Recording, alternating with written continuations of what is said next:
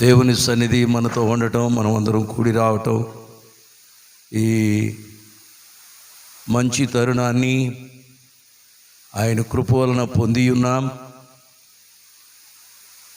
గత వారంలో ఉన్న సమస్యలన్నిటినీ ఇంటి దగ్గర పెట్టి దేవుని సన్నిధిలో కూర్చుని దేవుడు చేసిన గొప్ప అద్భుతాలు, సూచనలు, మహత్కార్యాలు వినుటలో మనలను మనం మరచి దేవుని ఘనపరచటానికి దేవుడిచ్చిన మహాభాగ్యం కొరకు స్తోత్రం చెల్లిస్తున్నా. గత కాలం అంతట్లోనూ ఇప్పటిలోనూ రాబోతున్న కాలములో కూడా దేవుడు తన సన్నిధి మనతో ఉంచటమే ఈ రక్షణకు కలిగినటువంటి ధన్యతని మనం చెప్పుకోవచ్చు. మరి ఈ శుభ సమయంలోనే దేవుని సన్నిధి మనతో ఉండటం వలన పరలోకములో నుండి దేవుని శక్తి దైవ సేవకులోనికి రావటం, దైవ సేవకుడు ఆయన గుర్చినటువంటి బలమైనటువంటి మాటలు మీ చెవిలో పడవేయటం, పరిశుద్ధాత్ముడు ఇరువురిలో కార్యం జరిగించటమే దేవుని రక్షణ అనుభవించటానికి, దేవుని రక్షణ కాపాడుకోవటానికి, దేవుని దూతలతో కలిసి ఉండే మహాభాగ్యమే రక్షణానుభవంగా మనం గుర్తించాలి. ఈరోజు మనము ఇలా యేసుక్రీస్తు కృప వలన దేవుని మందిరంలో కూడి ఉన్నాం, చక్కని పాటలు విన్నాం, చక్కని ప్రార్థన చేసుకున్నాం. మరి ఒక విధంగా చూసినట్లయితే మీతో కొన్ని మాటలు చెప్పాలనుకుంటున్నాను. దేవుని సంఘం పెరుగుతున్న కొలది సాతానుడు మానవుల మధ్యన అనేక రకాలైనటువంటి శోధనలను పంపించి శోధనలు తట్టుకొనలేక అనేక మంది సంఘములో ఉన్నటువంటి విశ్వాసులు సైతం వెనకకు నెట్టబడుతున్న దుర్దినాలు. ఈ తరుణంలోనే దుష్టుడైన అపవాది కరోనా అనే వ్యాధి ప్రపంచం అంతా వ్యాప్తి చెందించి సామాన్యుడు మొదలుకొని చక్రవర్తి వరకు కూడా భయకంపితులు చేస్తున్నాడు. దేవునికి అతి ప్రియమైన సంఘాన్ని విచ్ఛిన్న చేయటమే సైతాని యొక్క ఉద్దేశం.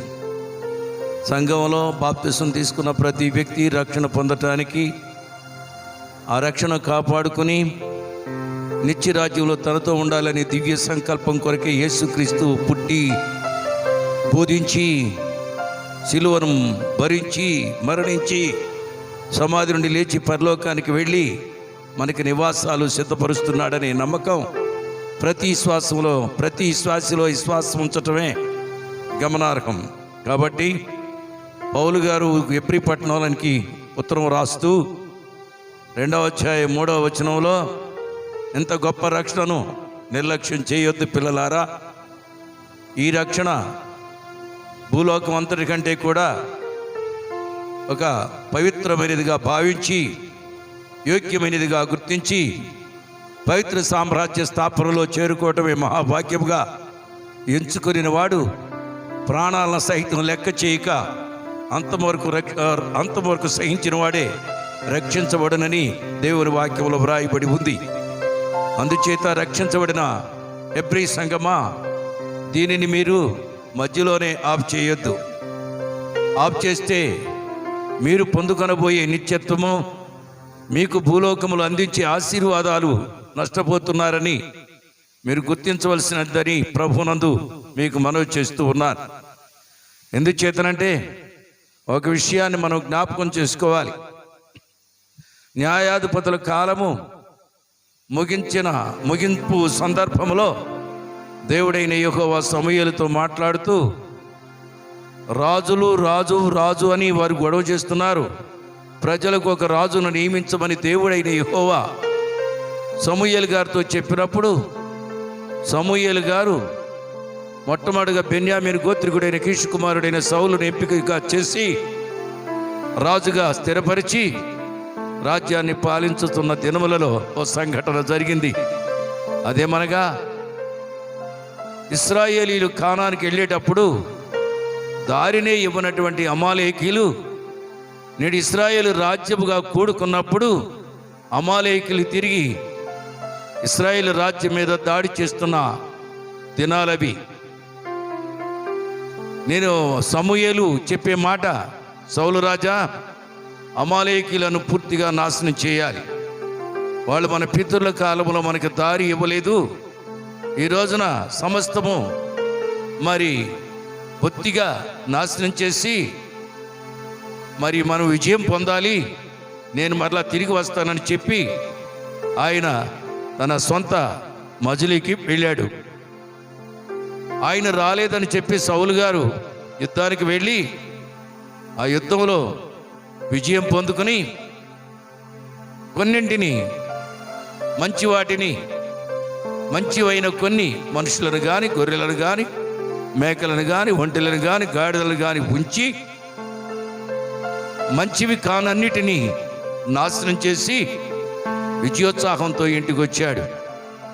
తర్వాత సమూయేలు గారు వచ్చి, ఏం జరిగింది, రాత్రంతా నాకు అరుపులు వినపడుతున్నాయి, ఏం చేసావంటే, లేదు వారి మీదకి వస్తుంటే నేనే తొందరపడి వెళ్ళి యుద్ధం చేసి వాటిని నాశనం చేసి అటు పిమ్మట మంచి వాటిని తెచ్చాను అన్నాడు. నేను చెప్పిన మాటల మీద లక్ష్యం ఉంచలేదు గనక నువ్వు చేసింది తప్పని చెప్పి వారిద్దరికి విభేదాలు కలగటం జరిగింది.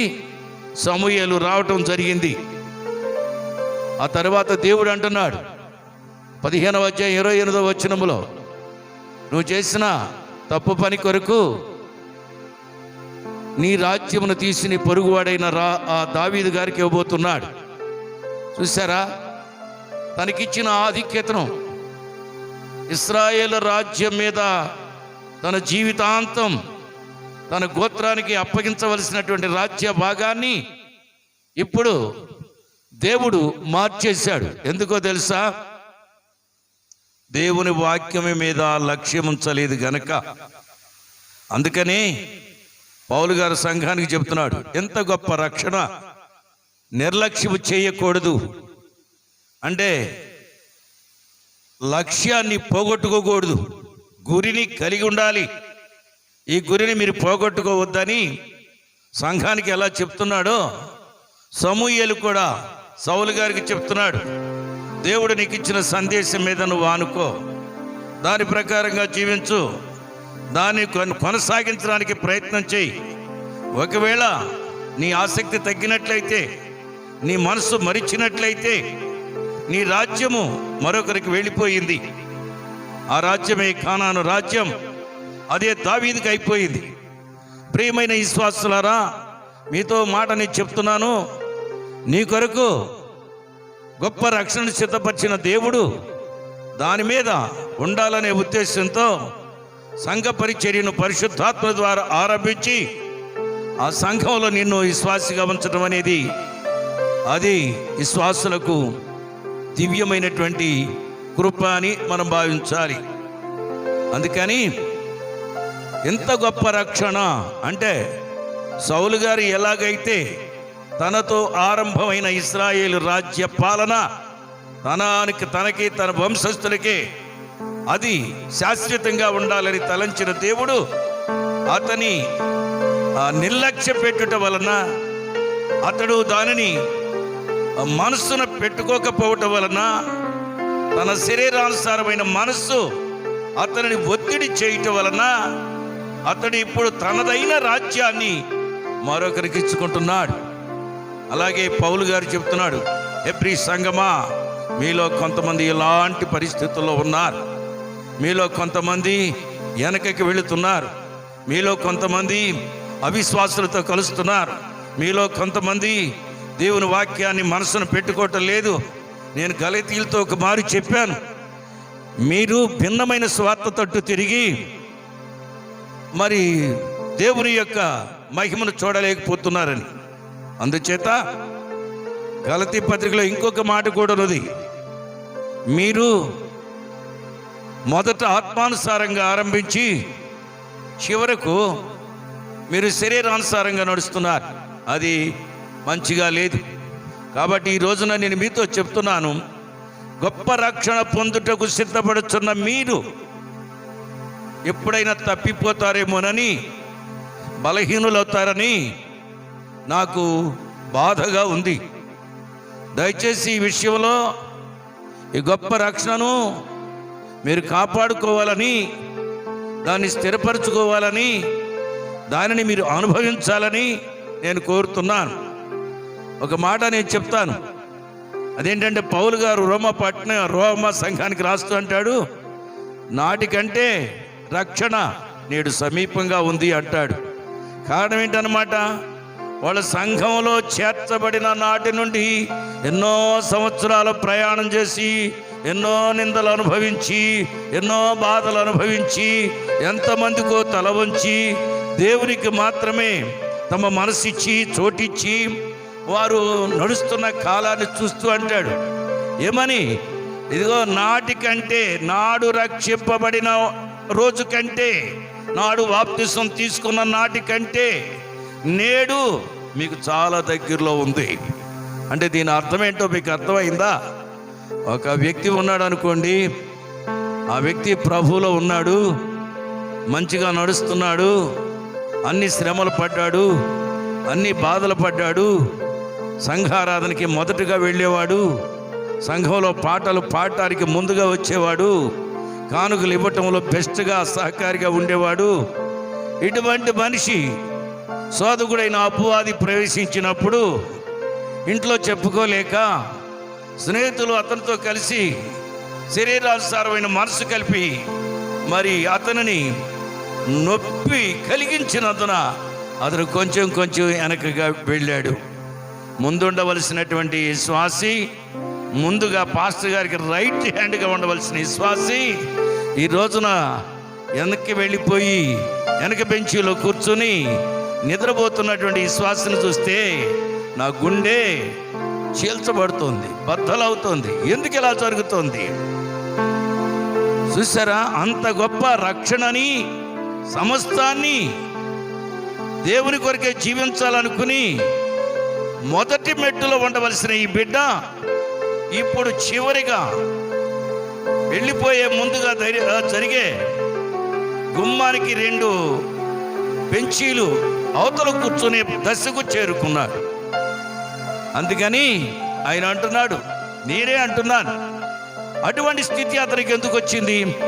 అటువంటి బలహీనత ఎందుకు వచ్చింది? సాతానుడు శోధించాడు. ఎట్లా శోధించాడు? ఇంట్లో వాళ్ళ వల్ల శోధించాడు. ఎట్లా శోధించాడు? విశ్వాసులలో అవిశ్వాసులైన వారి మాటలను చెవులో పడినందున ఆ మాటలకు తలొంచి తన స్థాయిని వెనుకకు తీసుకున్నాడు. ఇప్పుడు అతను చూస్తే ఎట్లా ఉందో తెలుసా? చాలా బాధగా ఉంది. నేను అనుకుంటాను పౌలు గారు కూడా ఎవ్రీ సంఘంలో ఇటువంటి వ్యక్తులు ఉండి ఉండొచ్చు. అంత గొప్ప రక్షణ ఇప్పుడు ఇలాగెందుకు జరిగింది? ఇప్పుడు ఎందుకు వెనకకి వెళ్ళిపోయాడు? ప్రభు వస్తే ఇతను ఎక్కడ ఉంటాడు? ప్రభు రాజ్యంలో ఉంటాడా లేదా అనేటటువంటి ఆలోచనలు అతని గురించి పుడుతూ ఉన్నాయి. ఇదే సమయంలో నేను అనుకుంటాను, ప్రియమైన దేవుని బిడ్డ, మన ప్రభువును రక్షకుడైన యేసుక్రీస్తు ప్రభు కలిగించిన రక్షణను మనం అనుభవిస్తున్నాం. ఆయన చెప్పిన మాట ఏంటో తెలుసా? ఒక ధనవంతుడుండెను, ఆ ధనవంతుని ఇంట వాకిట పడి ఉన్న కుష్టు లాజరు కూడా ఉన్నాడు. అతడు పెంట కుప్ప మీద పడి ఉన్నాడు. ధనవంతుడికి ప్రవక్తలు తెలుసు, ధనవంతుడికి అబ్రహాము తెలుసు, ధనవంతుడికి సబ్బాతును అనుసరించడం తెలుసు, ధనవంతుడికి పొరుగువాని ఏది ఆశించకూడదని తెలుసు, ధనవంతుడికి దేవుని నామము వ్యర్థముగా ఉచ్చరించకూడదని తెలుసు, ధనవంతుడికి సబ్బాతు రోజున పని చేయకూడదని తెలుసు. అందరికీ తీర్పు తీర్చడం ఆరంభించాడు.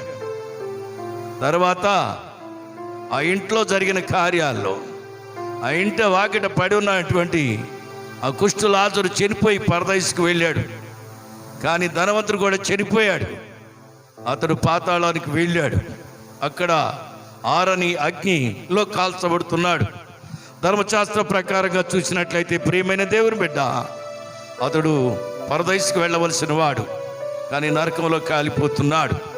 అలాగే కుష్టు లాజరు ఏమీ లేనటువంటి నిర్భాగ్యుడు. అన్ని బాధల్లో కూడా ప్రభు నామస్మరణలో బాధ అంతటిని మరిచి ప్రభు ఉన్నవాడు, ప్రభు రాజ్యం వస్తుంది, ప్రభు రాజ్యంలో నన్ను చేర్చుకుంటాడు. అదే నాకు గొప్ప రక్షణ భాగ్యము. దేవదూతలతో ఉండటమే నాకు గొప్ప రక్షణ భాగ్యము. పరిశుద్ధులతో ఉండటమే నాకు గొప్ప భాగ్యమని ఇచ్చిన ఆ పేద కుష్టు లాజరు చనిపోవటం అబ్రహామున అనుకున్నాడు. దేవునికి స్తోత్రం, హల్లెలూయా.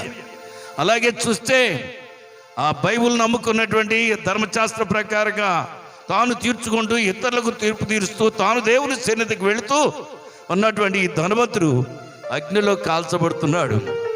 వాళ్ళిద్దరిని చూసినప్పుడు నాకు అనిపిస్తుంది, ఈ వాక్యం గుర్తొస్తుంది, ఎంత గొప్ప రక్షణ నిర్లక్ష్యము చేసినందుకు, దృష్టి పెట్టనందుకు, మనసు లేనందుకు, ఇతరుల కొరకే ఘనత పొందటాన్ని నేర్చుకున్న ఆ ధనవంతుడు ఆరని అగ్నిలో కాలిపోతున్నాడు.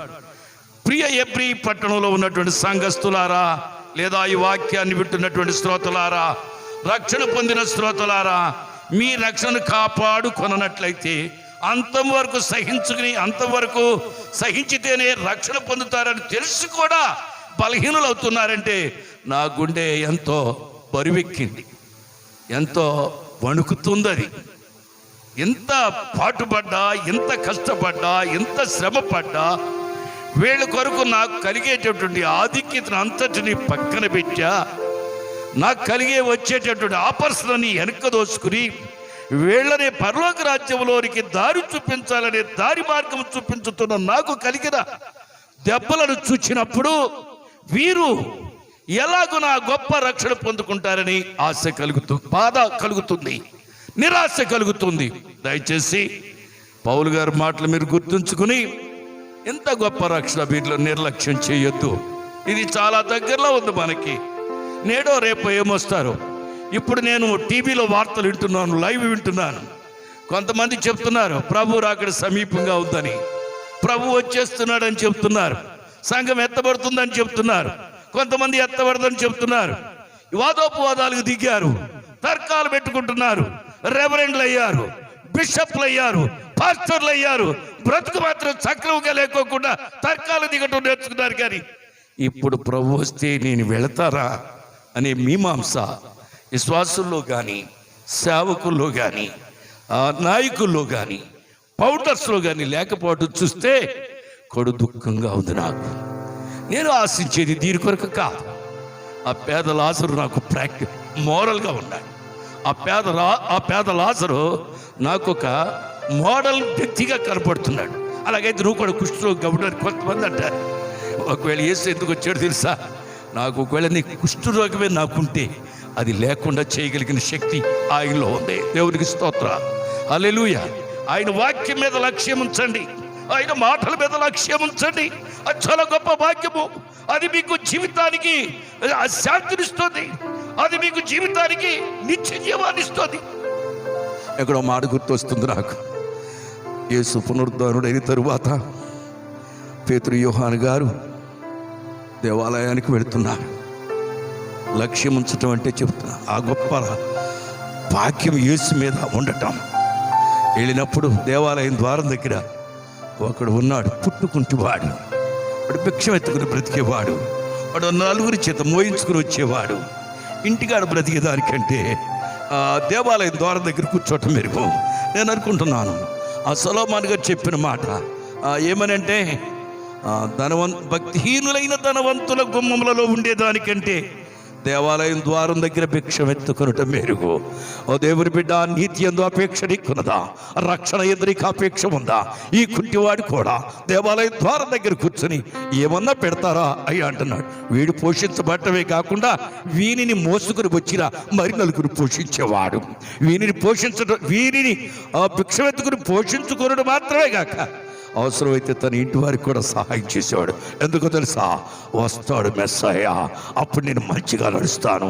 వస్తాడు మెస్సయ్య, లోకంలో అందరికంటే నేను కూడా బెస్ట్గా నడుస్తా, బెస్ట్గా డాన్స్ చేస్తా, బెస్ట్గా గొంతులేస్తా, బెస్ట్గా దేవదూతలతో తిరుగుతా, బెస్ట్గా పరిశుద్ధులతో ఉంటా. ఆ యేసు ఉన్న చోటికి నేను పెడతా. బాబు ఏమన్నా పెడతారా నాకంటే? ఏమైనా దొరుకునని పేతురు యోహానులను అడుగుతున్నాడు. ఏమైనా పెడతారో నాకు? నాకే కావాలి, నేను బ్రతకాలి, నేను జీవించాలి. నేనే ఇక్కడికి వచ్చానంటే కారణం నాకు కూడా దేవుని మీద విశ్వాసం ఉంది. అట్లనా అబ్బాయి, ఎండి బంగారములు మా దగ్గర లేవు, అందుకని యేసు ఏమీ కలిగి ఉన్నా. నాకు ఆ మాట గుర్తొచ్చింది.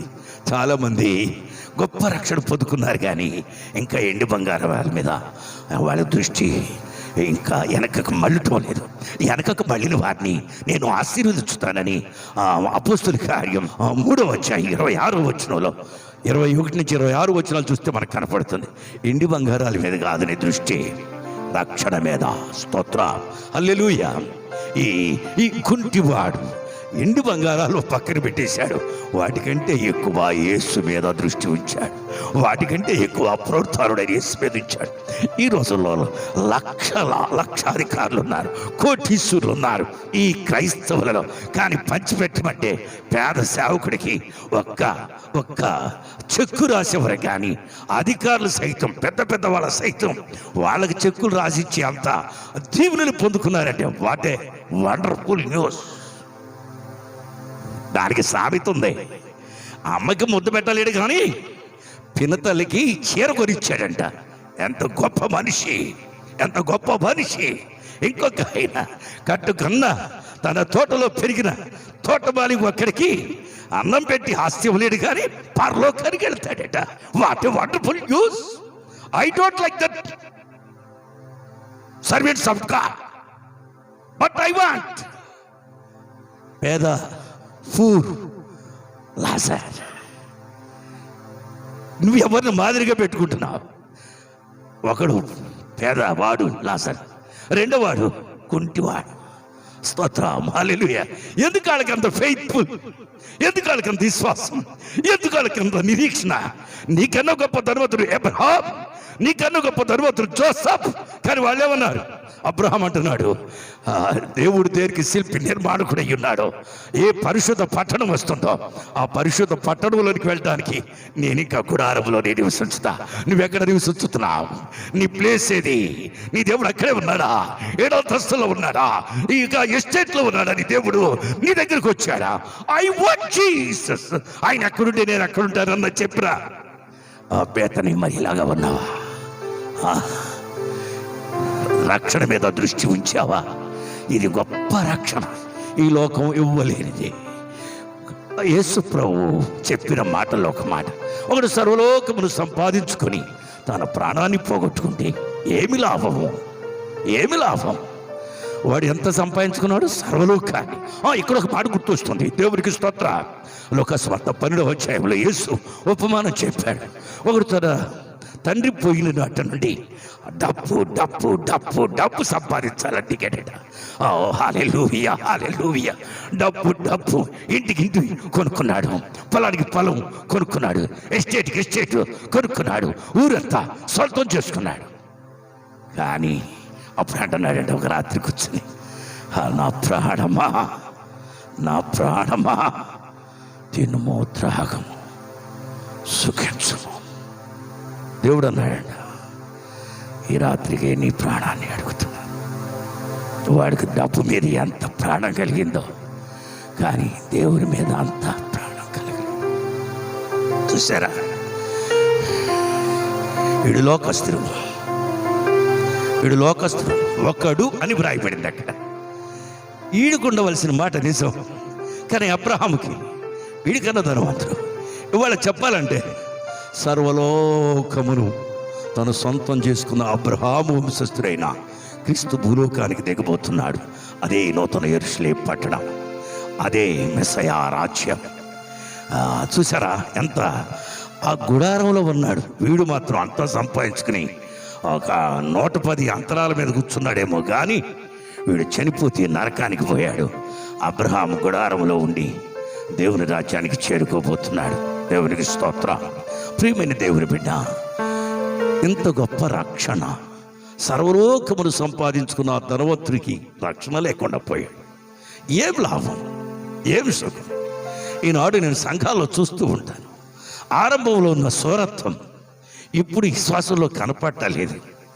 సంఘంలోనికి వచ్చేవాళ్ళు మొదట క్రీస్తుని బాప్తిసం స్వరక్షకునిగా అంగీకరించి బాప్తిసం తీసుకున్న వాళ్ళు పాటలు పాడటంలో, ప్రార్థన చేయటంలో, వాక్యం బోధించటంలో, పాస్టర్ వెంబడించటంలో మనం దేవుని రాజ్యానికి వెళ్తాం కదా పాస్టర్ గారు అని చెప్పేవాడు.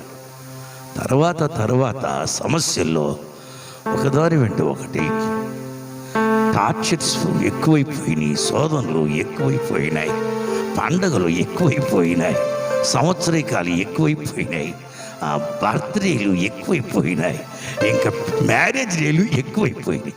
ఎక్కడున్నాయి బాబు? కొలస్సీ పత్రిక 3వ అధ్యాయం 1వ వచనంలో మీరు పైన ఉన్నవారైతే, మీరు పరసంబంధులైతే పైనున్న వాటినే వెతుకుడి, కల్పనా కథల వైపు మీకెందుకు, మనుషుల కట్టడలు మీకెందుకు, వాటి వైపు పోతున్నారు. ఎవడో వచ్చి చెబుతున్నాడు సంఘం కాదు, సంఘం అలా కాదు, ఇలాగే ఉండాలి అని. ఈ రోజున మీరు చూడండి, పాస్టర్లు అక్కర్లేదని ఒకే పాస్టర్ భూమిని అంత, ఒక్క రాజు భూమిని పరిపాలించినట్లు ఒక్క పాస్టరే ప్రపంచ సంఘాలన్నింటినీ ఏలతాడట. ప్రసంగి పుస్తకంలో 11వ అధ్యాయంలో ఉన్నది, ఒకడు ఓ బలమైన పట్టణాన్ని పట్టుకున్నాడు, ఆ పట్టణంలో పేదవాడు తన జ్ఞానం చేత విడిపించాడు, కానీ పేదవారిని నమ్ముకున్న వారు ఎవరూ లేరు.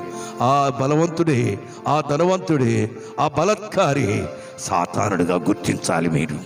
కాబట్టి మన ఉద్దేశాలతో కాదు, దేవుడు తన ఆత్మనిచ్చి సంఘంలో ఉన్న నాటి నుంచి దేవుని ఎడల భయభక్తులు కలిగించి, మనుషుల కట్టడల వైపు కాకుండా, యోధా కల్పన కథల వైపు కాకుండా, మనుషుల సిద్ధాంతముల వైపు కాకుండా, పరసంబంధమైన ఇవులు వదిలిపెట్టుకోకుండా, భూ సంబంధమైన జీవితాన్ని కష్టమైన, నష్టమైన, రోగమైన, బాధైన, ఇరుకైన వాటిని అనుభవించుతూ దేవుని వాక్యంతో నడిచిన వాడే సిలువను మోస్తున్నట్టు లెక్క. హల్లెలూయా.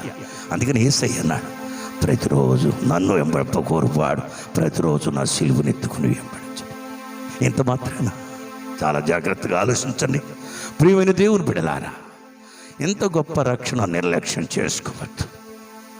ఒకటి మరొకసారి మీకు మనవి చేస్తున్నాను, సౌలు తనకు చేతికి చిక్కిన రాజ్యాన్ని పోగొట్టుకుని తన గోత్రానికి, తన వంశానికి కూడా లేకుండా చేశాడు.